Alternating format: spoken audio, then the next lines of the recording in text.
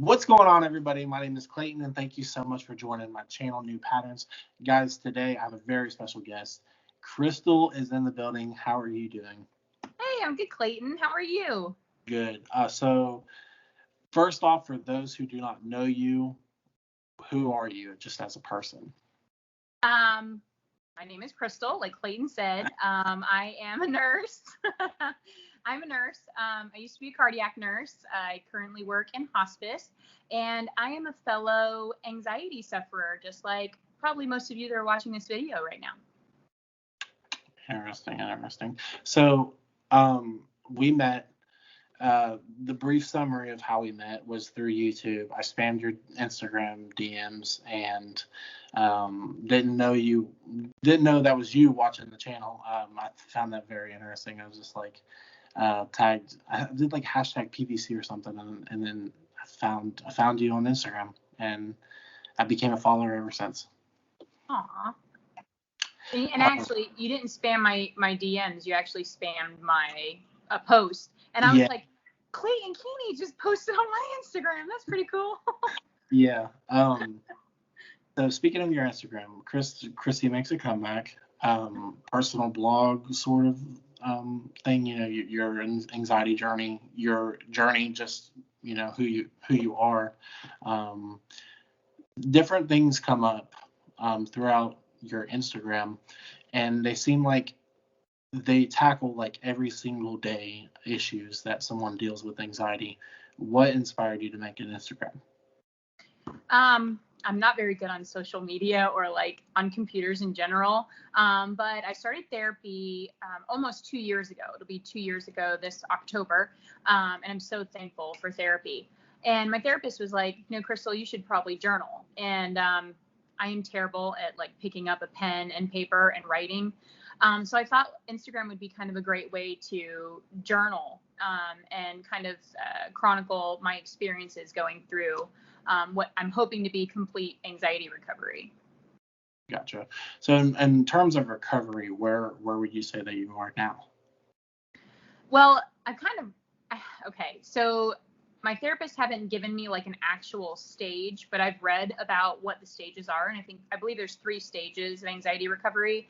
And I think that what has fit where I am the most right now is stage 2, where you are able to do a lot more than what you had previously. You're also able to come down from panic and anxiety attacks quicker, but there is still a chance of relapse. Right. It's always a forward progress. It's always, sometimes it might seem like it's 2 steps backwards and, 1 step forward. But it's baby steps. In the end, it's trying to shoot yourself forward and become a better you each and every single day, which is what your Instagram really inspires. And it inspires me just daily. I'm a big fan. I do have to say this though, when I watch certain things on your Instagram, it seems like you're not like there for, hey, I'm going to reassure you and let you know that everything's okay, because you don't believe in that type of reassurance, right? So what's the external reassurance versus the internal reassurance with other people that comment on your post? Okay, so what I've learned is that when we seek reassurance from other people, so meaning, if we ask family members, friends, if we're suffering from an anxiety symptom, and we ask, the first person that we see, oh, do you have dizziness too? Do you get heart palpitations? Whatever it might be, that is actually feeding into anxiety. So I don't believe in that kind of reassurance, because it actually isn't good for us, people who suffer from anxiety disorder. I think that, having other people to talk to about it, right, and talking about your experiences and forming a community is very important for us in our recovery process. But definitely external reassurance and reassurance seeking actually feeds into the anxiety disease and makes it actually worse over time. Yeah, I completely agree. There's a lot of people that Facebook groups, have you ever been a part of like a Facebook group with anxiety? How they just feed you just a bunch of reassurance and say, no, everything's okay. But in the end, it's just all temporary. There's no believing it yourself. And that's, the main problem that people have. Where did you find out that you had health anxiety? Where did you find out you had, I believe OCD, right? PTSD? Yeah, I have a couple of things going on, but I think many people who suffer from anxiety disorders also have some spectrum of OCD. They kind of all tie together most times. But actually, what happened was my father passed away about 5.5 years ago. And after that, I was working in a cardiac step-down unit. I was working with open heart patients, and I was finding that I was having very distressing physical symptoms, more specifically at work. I was having what we call ectopic heartbeats, which are extra heartbeats. I know you know about them, Clayton, but I was having them a lot, and I was having them at home too. Like even if I was just sitting on the couch watching TV, I would get dizziness, shortness of breath, and I'm like, hold the phone. There's something wrong with me. I was like, I have cancer. I have a brain tumor. I have a tumor on my heart.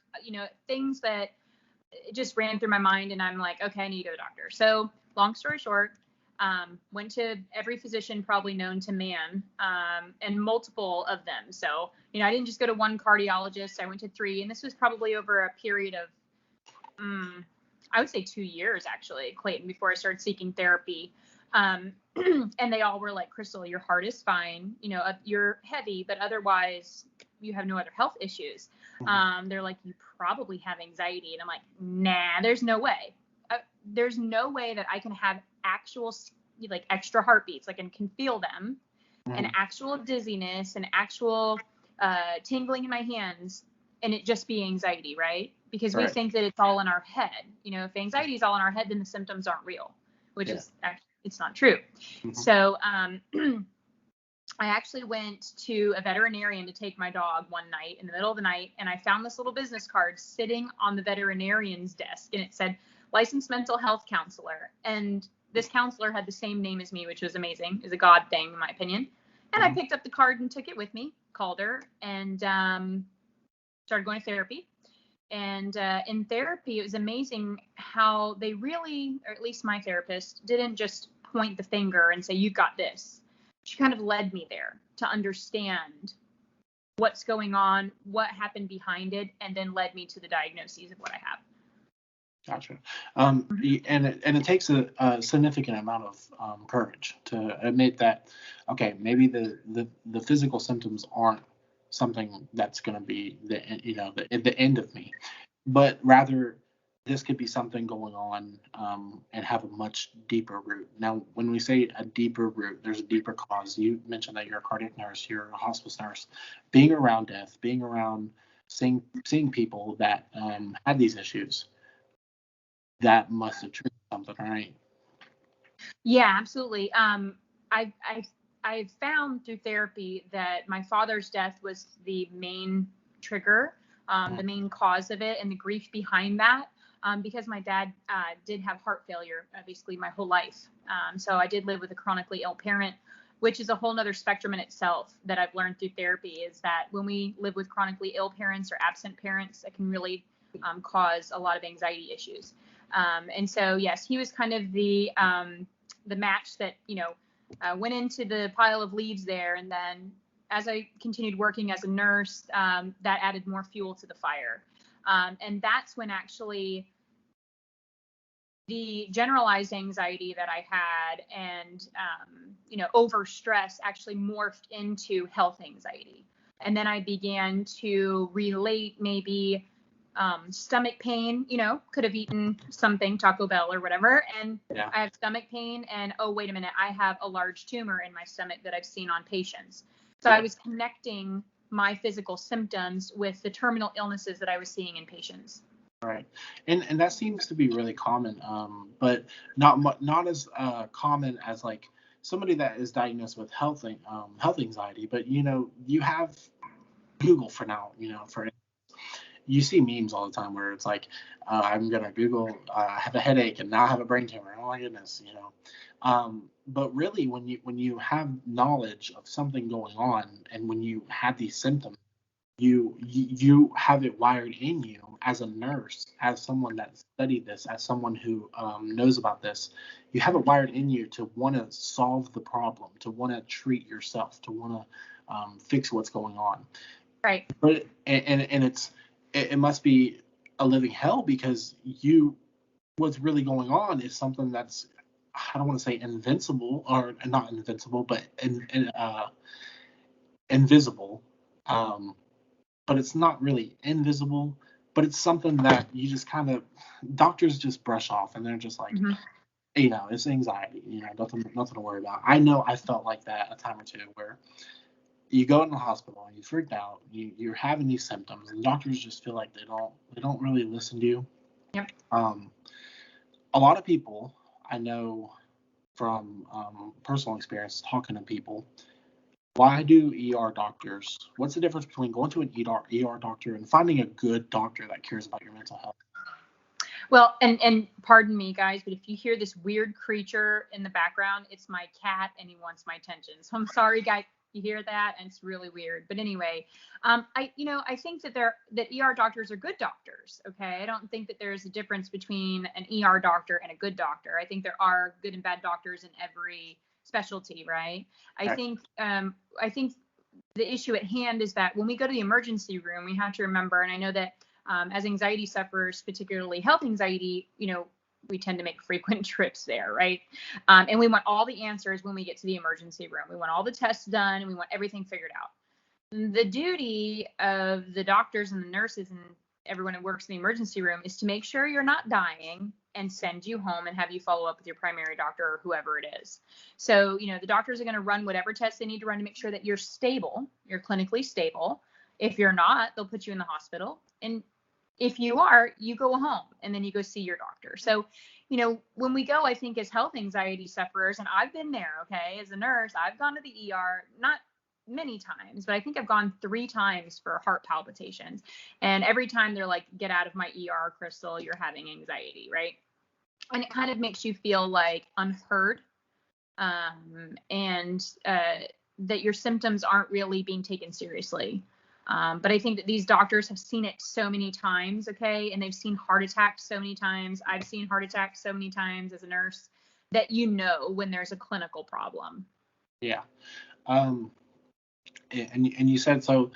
I really just kind of want to piece together, because you're quite a character. You have health anxiety, and then you have nursing background. So we'll jump from one thing to another. I like to get your take on the health anxiety aspect, but also in the nurse. When somebody is having ectopic beats and palpitations that don't seem to go away, and they'll even get runs of bigeminy, trigeminy, maybe something weird, like a couple in a row or something. Those are the worst. Those are terrible. They go and get checked out, and they look at their EKG. Of course, the EKG, unless the beats are happening, then won't pick up any ectopic beats that you had 2 hours ago. Right, because it's only 30 seconds worth. Yeah. What's so reassuring about just having a normal EKG done, normal blood works, normal chest X-rays? Yeah, it's a good question, Clayton. So, doctors check your EKG to check how the electrical activity moves in your heart. Okay, and certainly they can't tell everything about your heart in an EKG. That's why there's other tests that have to be done if they want to, what we call do a full cardiac workup. But the EKG will tell them right off the bat whether you're having a heart attack. They can tell that from an EKG. They can tell if there's an interruption, like a block in the electrical activity of the heart that might be of an issue. So an EKG can tell them quite a bit about your heart right off the bat. So if an EKG comes back normal, then more than likely it's nothing immediately life-threatening. Gotcha. Are you experiencing panic attacks? Have you experienced panic attacks? Oh yeah. Yes.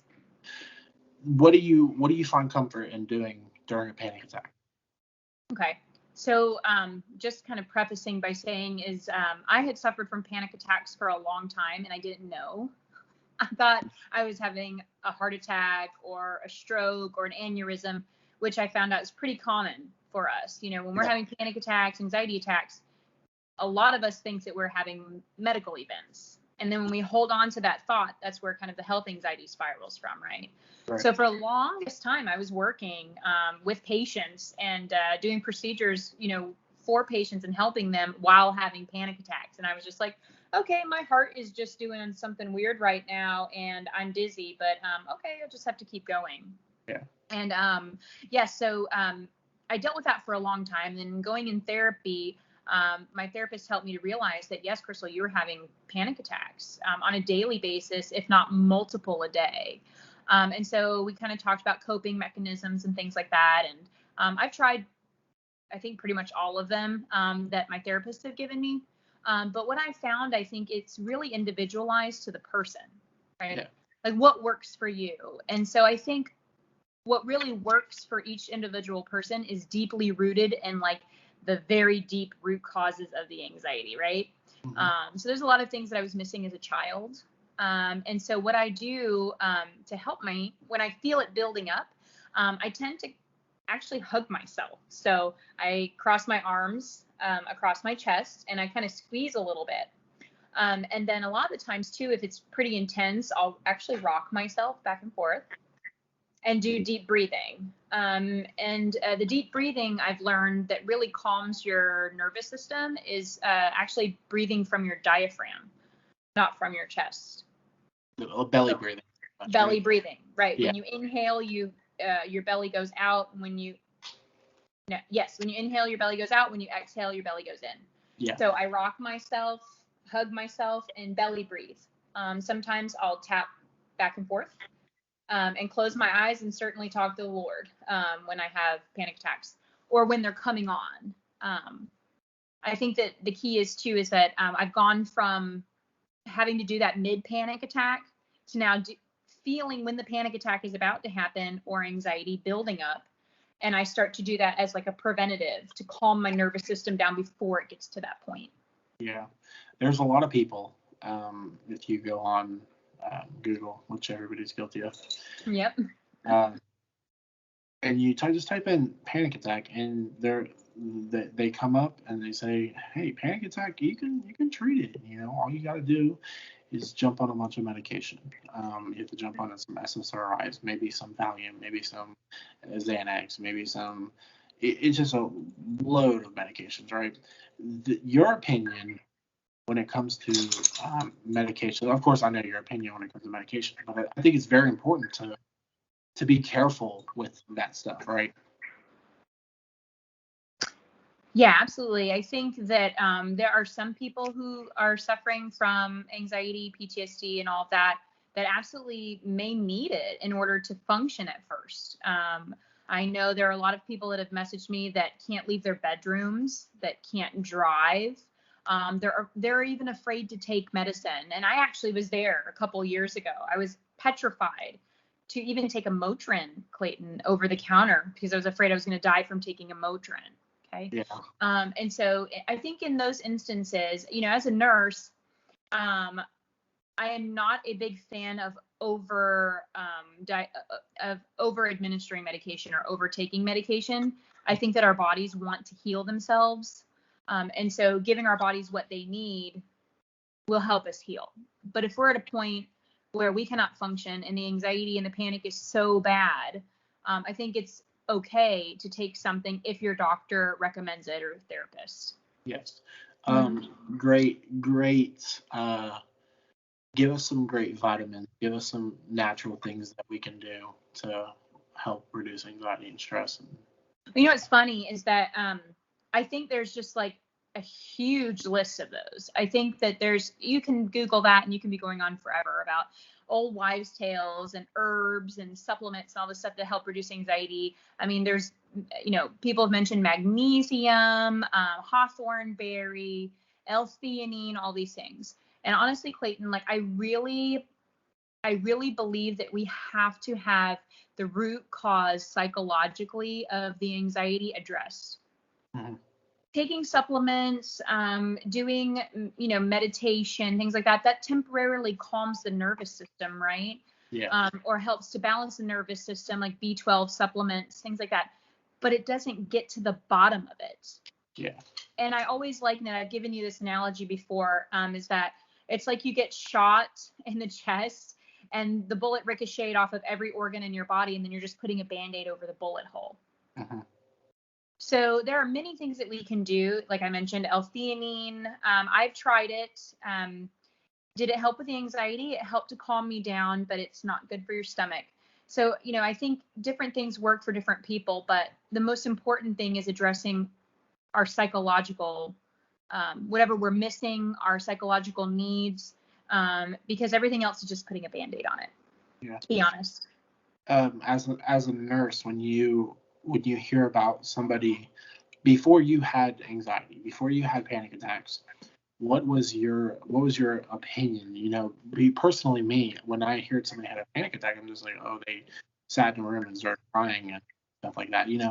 I didn't really understand what a panic attack and anxiety disorders meant until I actually had it. So what was your opinion? Yeah, I think I had an opinion before I was a nurse, and then I had an opinion after I was a nurse, but before anxiety, before I started suffering from it. And so I think my take on it before I became a nurse was, oh yeah, they're just really, really stressed out, or Yeah. they're really scared of bugs, or they have a fear of something. I didn't liken it to having like actual physical symptoms of, fight or flight and having real fear or terror until I became a nurse and actually started treating patients and helping them through panic attacks and anxiety. Patients who suffer with cardiac problems have a lot of anxiety. Yeah. Many of them do. Why does it seem to hit people really, really hard when they get not health anxiety, but I want to talk about heart anxiety for a minute, because that's what most people are just, it's one thing to have like anxiety, and I'm not downplaying having a fear of cancer, but when you have a fear of the heart, it's that fear of lights out, immediately, and the intrusive thoughts that pop in your head. Oh, what if I'm playing basketball, or if I'm going for a walk and then I just drop down dead? What do you think stems that heart anxiety? Why is it so scary? Yeah. Well, I think that there has to be some kind of trauma that the person experienced around the heart, whether it was them having maybe a heart problem themselves previously, or have survived a heart attack. A lot of heart attack survivors focus their anxiety on, or their anxiety focuses on the heart. Also, if you have a loved one who's passed from heart problems or lived with a chronically ill parent with heart issues, I think that there's some kind of trauma or background psychologically there in regards to the heart, whether or not you personally suffered from, a heart problem. So I think that that's kind of where it really comes from. Even if, let's just say, you get a spontaneous heart palpitation one day, you feel a little flutter in your chest, right? Well, if you're already an anxious person, we catastrophize it and make it the worst case scenario. So instead of it just being like, oh, my heart fluttered a little bit, that happens sometimes when I'm nervous or whatever, we go, heart attack, clogged arteries, heart failure, pericarditis, whatever you can. I mean, it automatically goes to the worst case scenario. And so then we over focus on what our heart is doing, right? I still struggle with this. This is one of my symptoms that I just have a really hard time with, our ectopic heartbeats. So once we become over focused on our heart, we start feeling every little twinge our heart does, or every little spasm in that area, right? Or every little belly gurgle on the left side. Like, what was that? Was that my heart, or was it my stomach, or was it my throat? And as we become hyper aware of what our heart's doing, we think our heart is doing things that it's not supposed to. And it feeds the cycle. Yeah.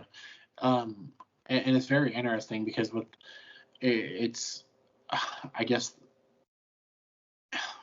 it's ironic to an extent, because when you have these palpitations, when you have a fear of having a heart attack, your immediate thought is, I have to calm down, I can't exercise, I have to find comfort in something. And most of the time it's either food or it's doing something that you shouldn't be doing, and you just form unhealthy habits. What I love about you is that you found healthy habits. I know it wasn't always like that, but you found healthy habits.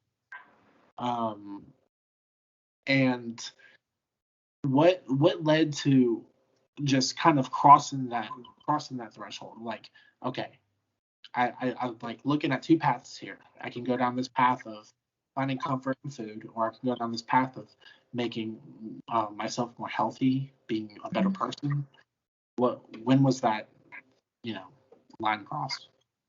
Yeah, I think I kind of had the light switch go off at the end of February, actually. So it's very recent. Because up until then, I was like most of people who suffer with this, doing very unhealthy coping mechanisms, being so afraid of my heart actually stopping and going into like cardiac arrest, that I was afraid to shower. And granted, I did shower, but it wasn't for very long. I mean, I would get in there 5 minutes, in and out. So, yeah, I had gotten to a point, Clayton, where, I was doing those unhealthy coping mechanisms. I was eating junk food. I was sitting in my apartment, afraid to move, because I was afraid that I was going to go into cardiac arrest. I was afraid to shower. And so at the end of February, so this was very recent, I believe I had what was a panic attack. And it was so severe that I had this thought cross my mind. I've done irreparable damage. I've done so much damage to my body being an overweight person that I definitely have a heart problem now, right? And that and I've got to do something, because everything that I've done before wasn't helping, and I actually felt worse. It was almost like the worst panic attack that I've had. And so it kind of drove me to go, okay, I've got to do something different than what I've been doing, because what I've been doing is making things worse, or it's not helping. Yeah. Mm-hmm. So it's never too late. It's Right. never too late to start exercising and getting healthy. That's basically what you kind of have to do. And given that it takes a lot of bravery, I mean, it takes a lot of courage to step out and accept that it's anxiety. Right. When did you have any struggles accepting that, hey, this anxiety is causing physical symptoms? Because a lot of people are just like, oh, you're not really having these symptoms, you're imagining them.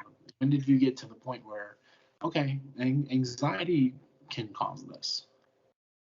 Yeah. So I think therapy's really helped me with that.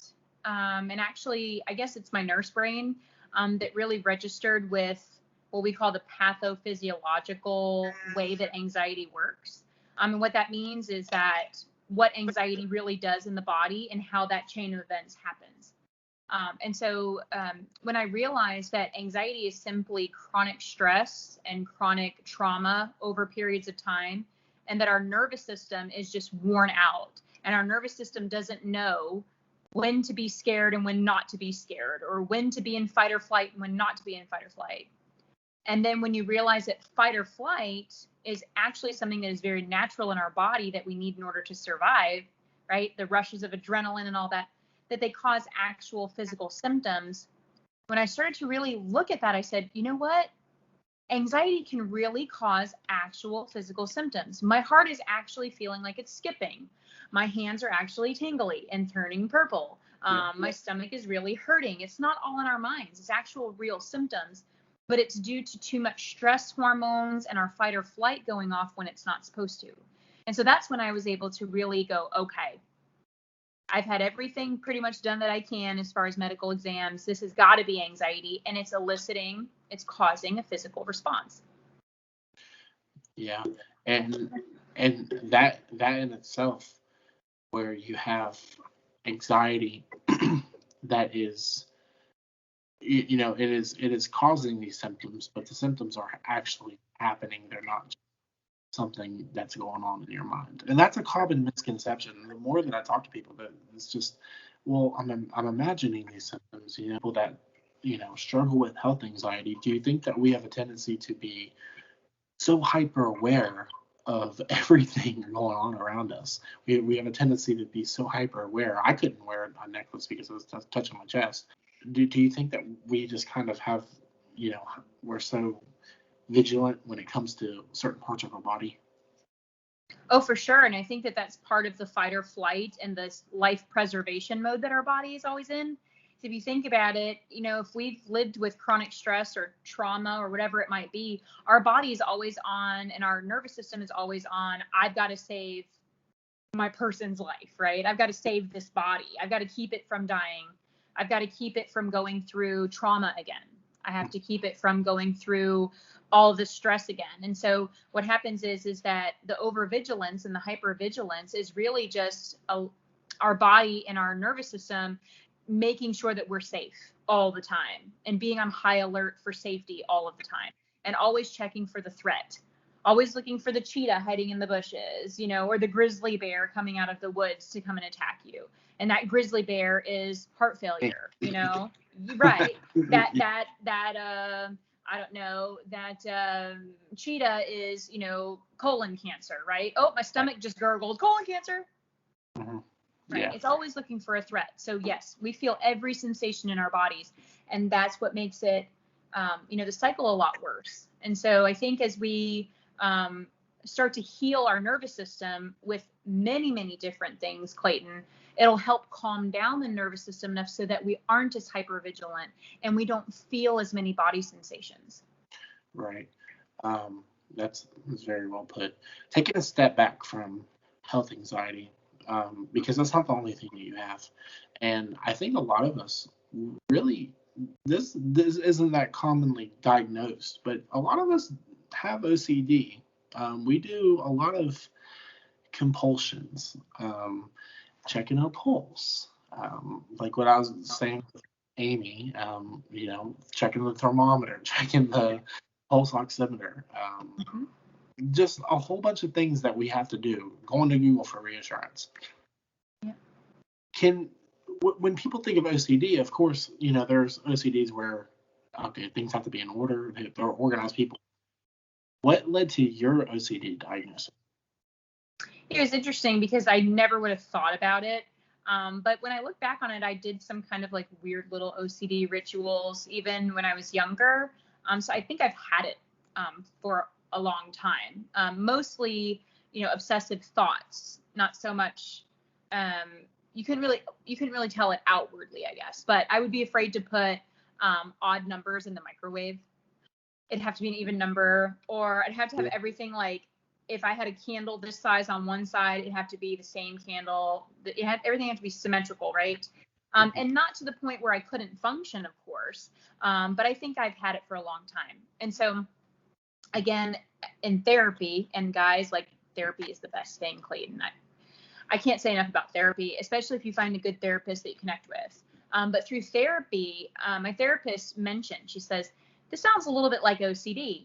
And I said, oh, okay, so tell me about that. And, she really explained, Clayton, that when we obsess about having a disease process with, health anxiety, and we obsess, let's say, about having colon cancer or something like that.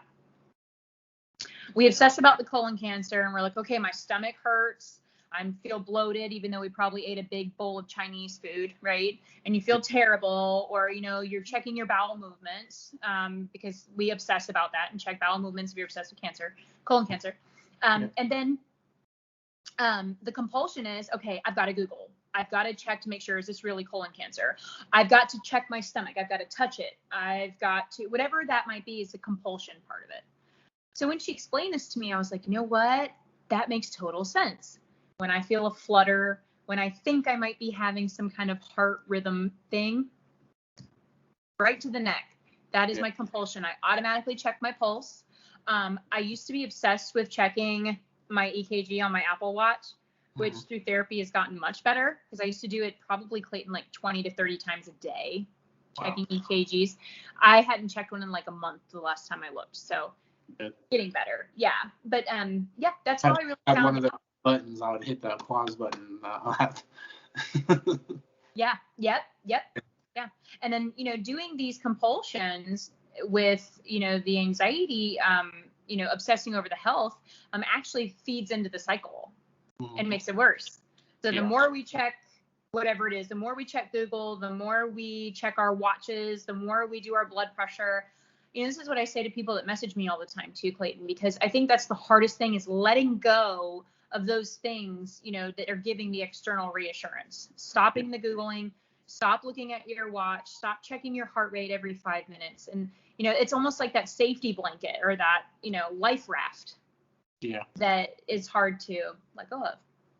Yeah. And it's really common to see people with Apple Watches and Sam's, and I think having a Fitbit or an Apple Watch, I mean, it can be a good thing, but then you have people that don't need one, you know what I mean, or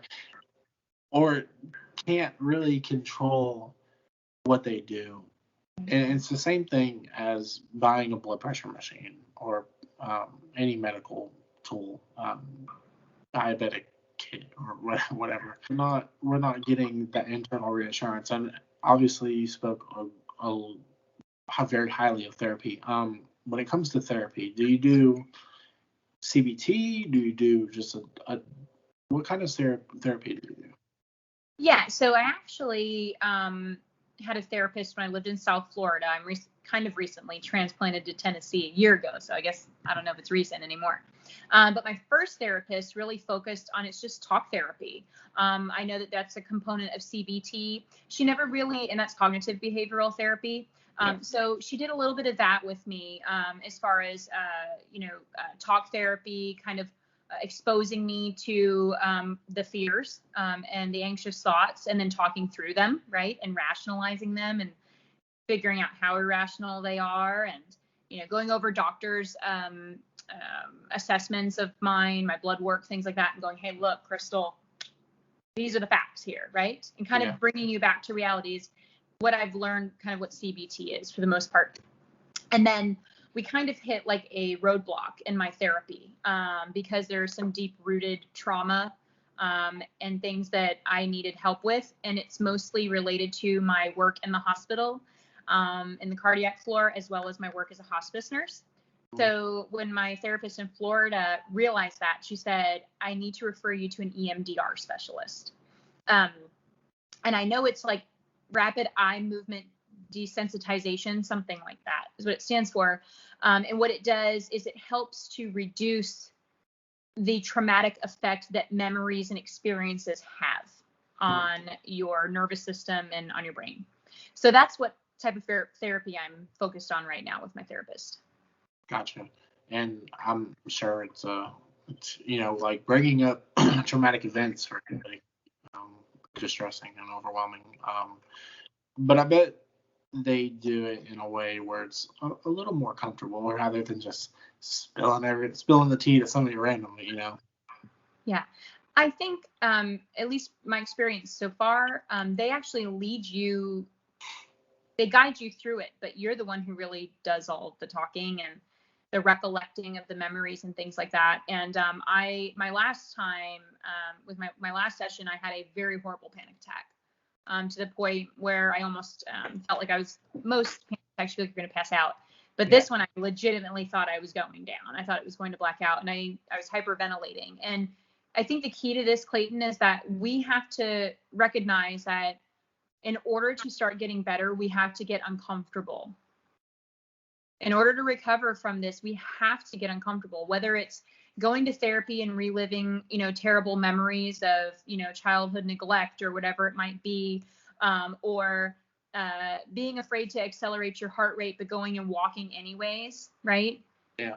We have to get uncomfortable. And so we have a fear of, as anxiety sufferers, a fear of the unpredictable. We want certainty, right? There can't be any uncertainty in our lives when there's tons.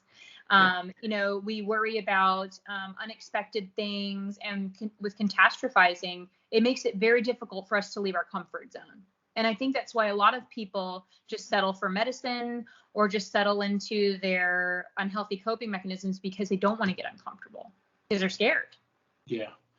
And you really touched on, people want to be in control, it seems like, the feeling, especially with people who have health anxiety.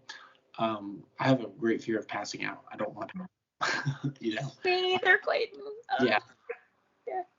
The feeling, and there's a famous quote where I've always tried to control things, and they end up controlling me. Yes. Having control over situations, it might seem like it's good for us, but there's going to be times where we're not in control.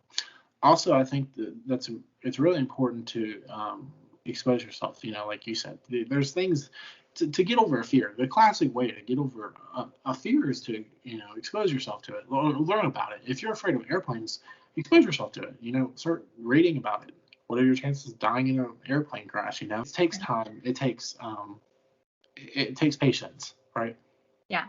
I think in the famous words of my first therapist, whom I absolutely adore and love, my very first therapy session with her, I'll never forget what she said to me, because she asked me, she said, how's your family life? How are you doing? Oh, great. I'm just having these heart palpitations and I need to figure this out. And she's like, Crystal, you are a beautiful onion and we're going to peel back the layers. And I'll never forget that, because you know what she did. And, I've talked to people, Clayton, who have said, no, I've tried therapy and it didn't work for me. Okay, well, how long did you go to therapy? 2 months.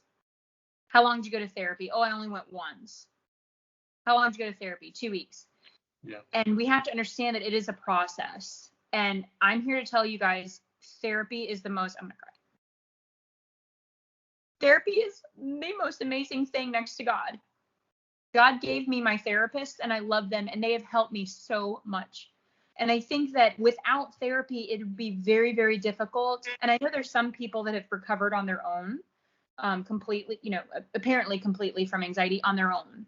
But I think many of us really need some guidance. And certainly, I think praying about it and asking the Lord where to lead you in regards to a therapist and someone that would match the best with you. But therapy is the most important part of this.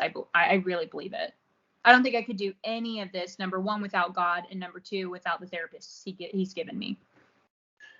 Yeah, that's it's very moving. You do speak really highly of therapy, and anybody out there, they really need to consider therapy. I know that times are a little bit tough, but things are coming back together. So no more Zoom therapy, because some people just like one-on-one contact. Find a therapist, find somebody that you can talk to about issues, and that what's a good way, not just with therapy, but what's a good way of finding somebody that cares about you medically and your mental health? Like, what's a good way to find a good therapist, and to find a good doctor? I have to be honest with you, Clayton, it's really hard. It's really, really hard. As far as a good doctor for me, I think, what's the definition of a good doctor, right? So someone who is nice and will smile at you and be like, everything's fine, you're doing great. Or maybe the really stern little guy that walks in who's bald with like these big Coke bottle glasses, like, you need to lose weight, right? Yeah. Like, what's a good doctor? And for me, a good doctor and a good therapist would be someone who is very honest and forthcoming, and would tell me, hey, Crystal, look, if you want to get better, this is what you need to do. A, B, C, and D. And I don't like things sugar-coated. I don't like things made palatable and tasty for me. I want it straightforward. Yeah. So I think it's okay to see multiple people and find someone that matches best with, I guess, your personality and what your psychological needs are, and your mental needs. So it's more of a trial and error process, I would say. Luckily for me, and I thank God for this, is that I was able to find a great therapist right off the bat. But it's not always like that, and that's okay. If you go to a therapy appointment and you don't feel comfortable with your therapist, or you feel like they're not responding to you in the way that you need, you can always go to another one. Yeah. Mm-hmm. And it's important to realize that there's multiple options out there. There's a lot of people that are willing to help. When you first started making your your journey into recovery, when you started making your Instagram and your post, did you realize how, it's probably not proper, but did you realize how unalone you were? Like, you're not alone. Yeah.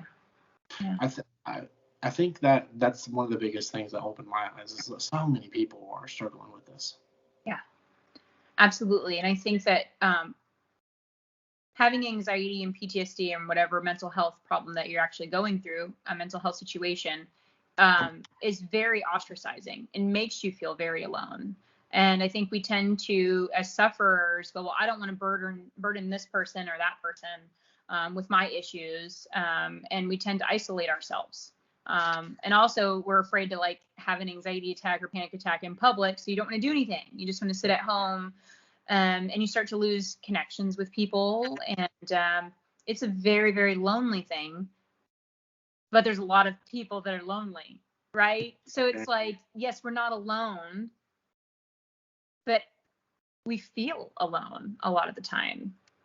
And it's good to know that other people have the same issues. Yes.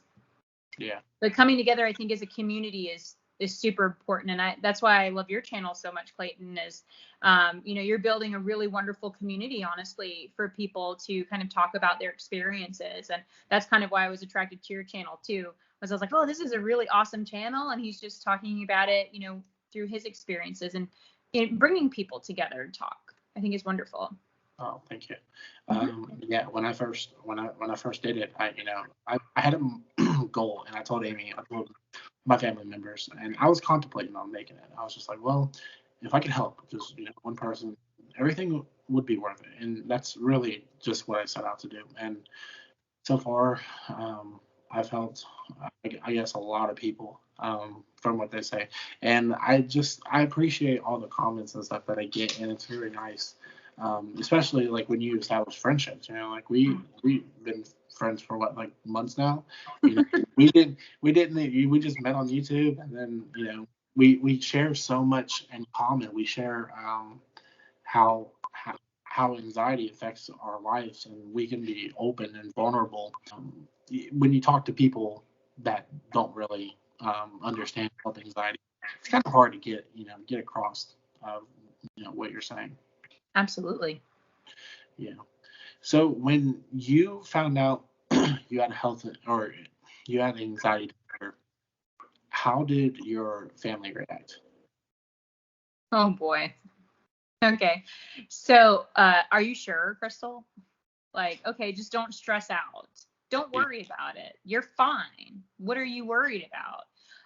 And so, they're at that point, or that stage where I was at before I became a nurse, right? Where you just think that this person just is a worry wart, is what my dad used to say, right? And so it's very difficult, because as much as I know that they care about me, unless you're going through it yourself and you felt the actual physical symptoms and you felt the actual fear that it causes, it's very hard to put yourself in the shoes of a person who suffers from anxiety. Yeah. It's very hard to realize that there's actual physical medical things going on with someone because of what's going on in their head. And so I don't think that, right now, and they support me. You know what? I'll say this, Clayton, is that they support me as best as they know how. And I'm grateful for that. Yeah. But that's also why I have a therapist. Right. Yeah. Yeah. Yeah. You have to have somebody that understands a little bit what's going on. If you really want you to be like 100% comfortable, if you want to share what went on with your father and his passing and stuff, because that when you told me that story, I was just in shock. I was just like, oh my goodness, and then I started tearing up, and then I started reading again. It was a great story. Yeah, so every time I talk about kind of my experience with my father's death, it tends to be long-winded. I tend to be quite the storyteller. And I guess because it was such a profound experience for me that it's hard for me to leave details out. Yeah. But it was definitely a move of God in my life. And I actually, did you want me to revisit kind of the story a little bit, Clayton? Is that what you'd like? If you want to, yeah. I don't mind. It's actually therapeutic for me to discuss it, because I've realized that as I talk about it more and more, I have less of an emotional response. So it's okay. Yeah. But yeah, my father. We're good. So I got my tissues next to me, so we're good. That's okay. So yeah, so my father, he suffered from heart failure basically my entire life. And so about 5.5, 6 years ago, my dad, he was getting worse and worse at home, and we were noticing this, and he was a frequent flyer in the emergency room, and by the way, he was hilarious.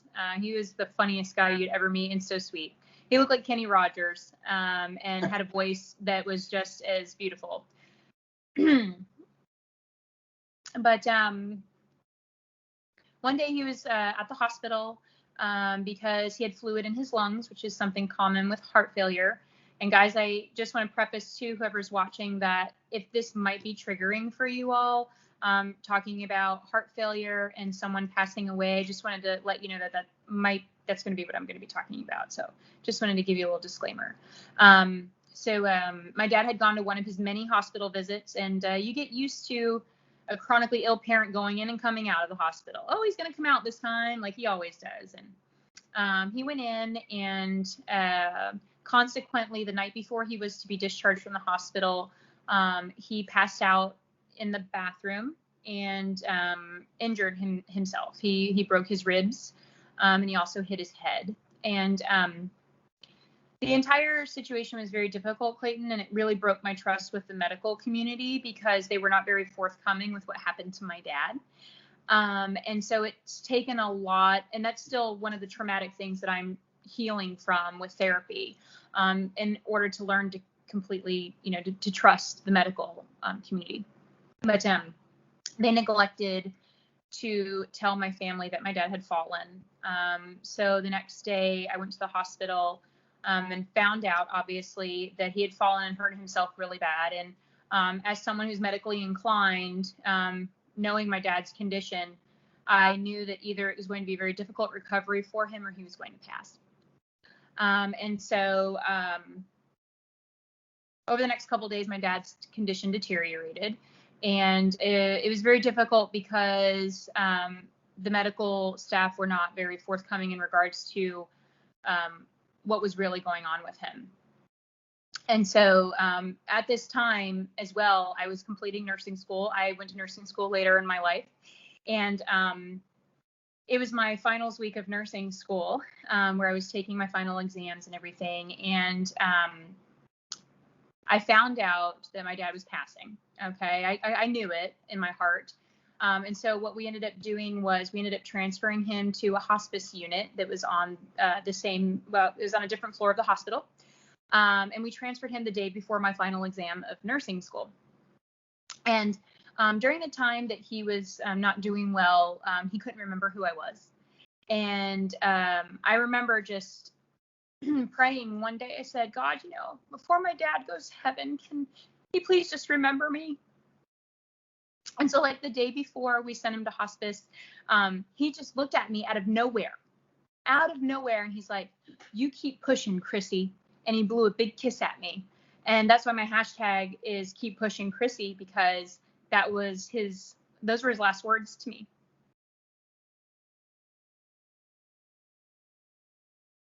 So we sent him to hospice, and it was the day of my final of nursing school that he was his first full day in hospice. And he was in hospice for 2 days before he passed. And so I had told him he was in a coma at this point, in the passing process. And I remember telling my dad, I said, Dad, I'm going to go take my final for nursing school. I was like, when you're ready to be with Jesus, it's okay. You can just go. I'm okay, Dad. Everybody's going to be fine. Because he would always worry about us. And I said, it's going to be fine. So I went to take my final exam of nursing school. And I came back in a rush because I finished my exam and I passed it. So I was like, yeah, I'm going to be a nurse, And I was dying to tell him. I knew that it would bring him some peace to know that I made it. So I rushed back after I took my test. And I whispered down at my dad, and I was like, Daddy, I passed my test. I'm going to be a nurse.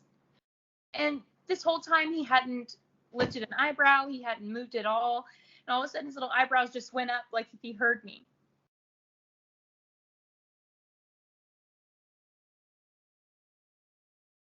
And then he went to be to heaven just a couple minutes after I told him.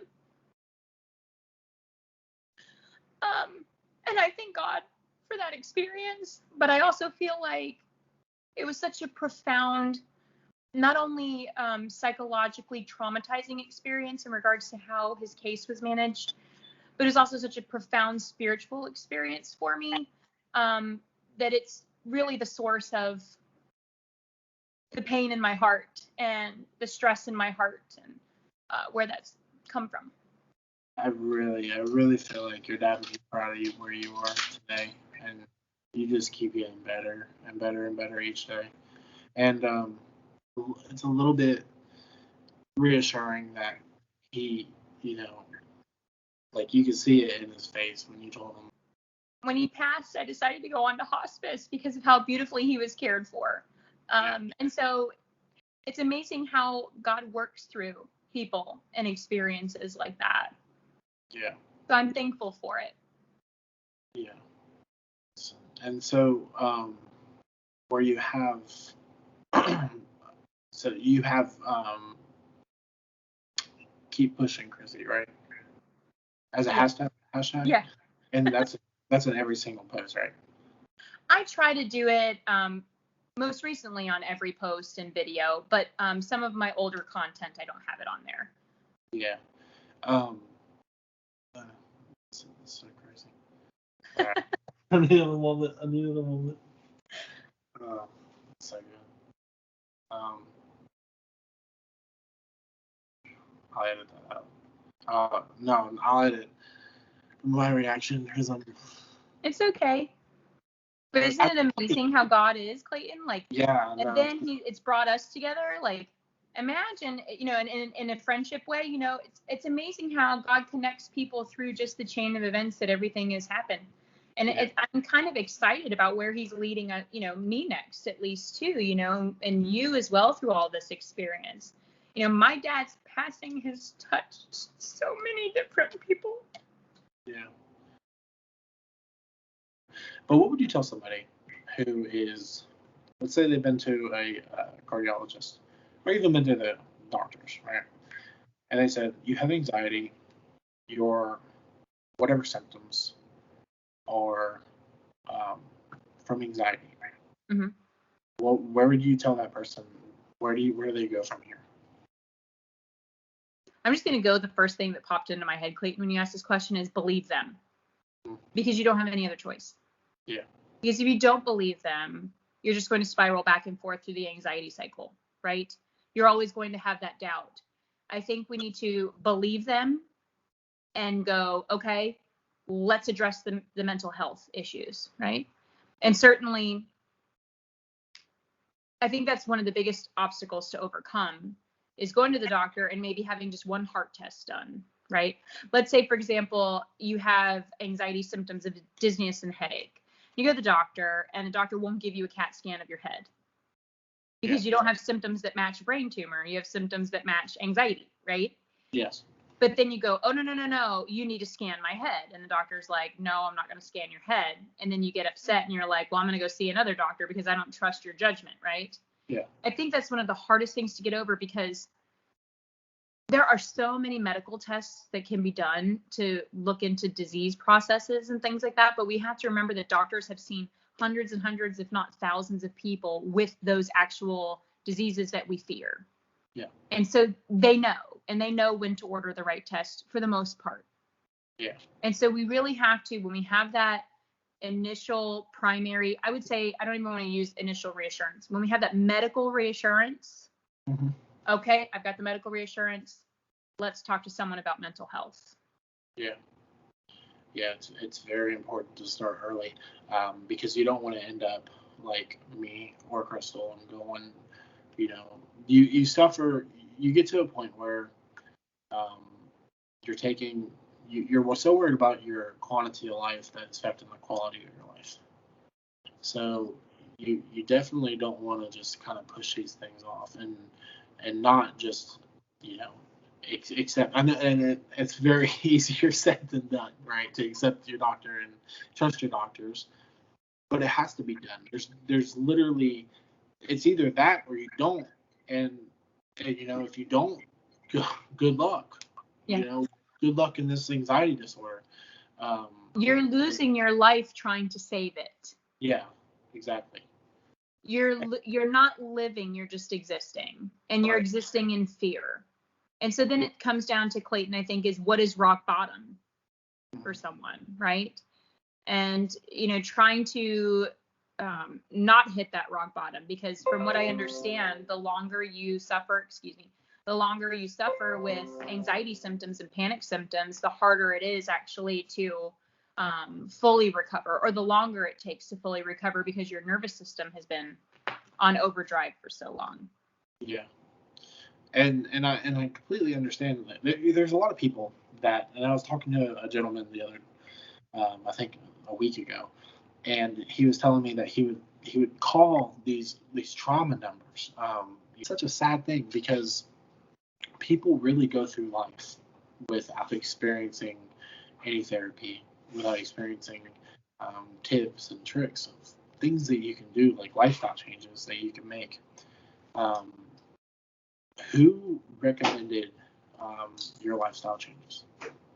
Or was it something you knew, like your lifestyle changes that you made?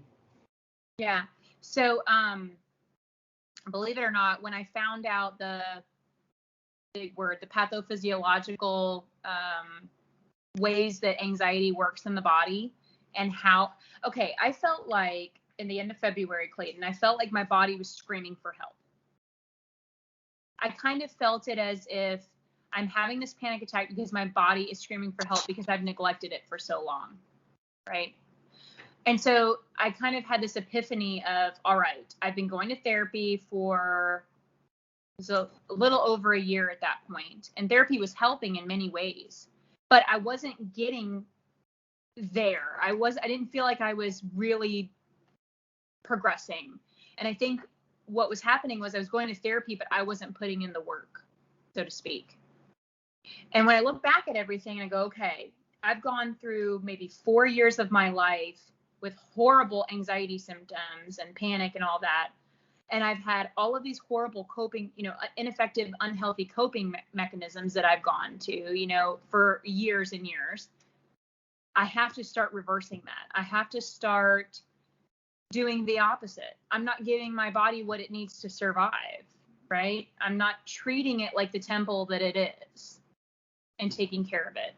So that's really where it came from. And then I started to kind of research a little bit and I read medical journals a lot. And of course, making sure you get proper nutrition and vitamins, but also what is so important is being out in nature and in the sunshine.